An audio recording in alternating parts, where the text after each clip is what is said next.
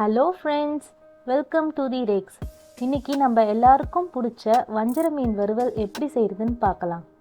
பொதுவாக மீன் வறுவல்னாவே தவால ஒட்டுன்னு நிறைய பேருக்கு சரியாக வராது. இன்றைக்கி கொஞ்சம் கூட தவால ஒட்டாமல் எப்படி மீன் வறுவல் செய்கிறதுன்னு பார்க்கலாம். வாங்க வீடியோக்குள்ளே போகலாம்.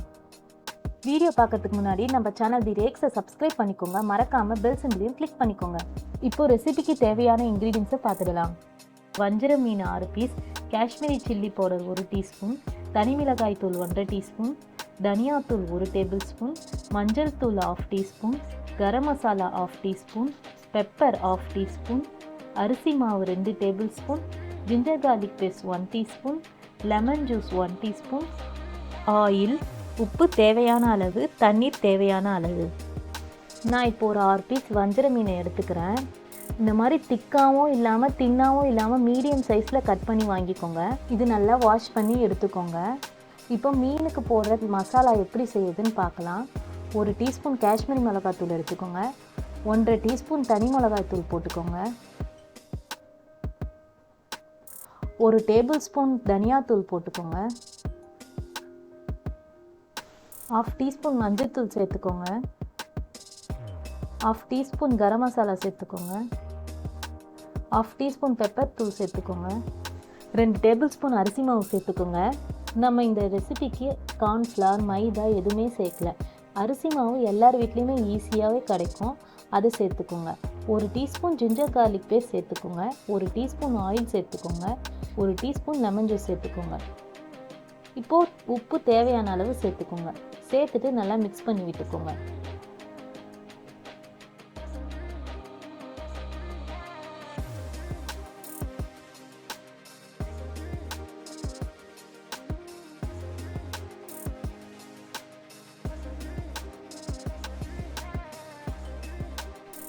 இது ரொம்ப கட்டியாக இருந்துச்சுன்னா கொஞ்சோண்டு லேசாக தண்ணி தெளிச்சுட்டு நல்லா கலந்து விட்டுக்கோங்க. இந்த மாதிரி பேஸ்ட் மாதிரி வரணும்.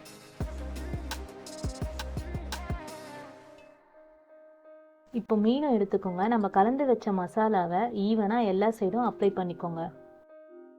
இதை ஒரு 2 மணி நேரத்துக்கு நல்லா ஊற வச்சிடுங்க.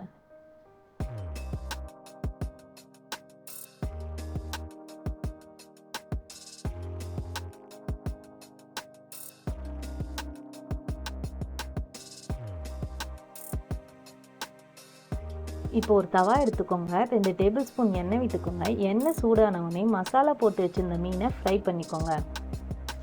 தவாவை மீடியம் ஃப்ளேமில் வச்சுக்கோங்க. மீனை போட்ட உடனே திருப்பி போடாதீங்க. ஒரு 2 நிமிஷம் அந்த சைடிலே வேக விடுங்க. 2 நிமிஷம் கழித்து அதை பொறுமையாக திருப்பி விடுங்க. இந்த சைடும் அதே போல் 2 நிமிஷம் ஃப்ரை பண்ணிக்கோங்க. 2 சைடும் நல்லா கோல்டன் ப்ரௌன் கலர் வர அளவுக்கு வறுத்துக்கோங்க.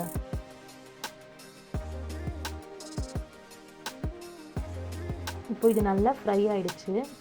இதை வெளியே எடுத்துக்கலாம்.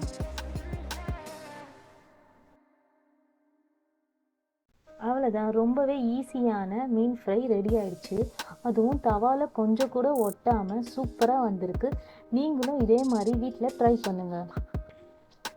ஓகே ஃப்ரெண்ட்ஸ், இதே மாதிரி இன்னொரு ரெசிபியோட அடுத்த வீடியோவில் பார்க்கலாம். பாய்.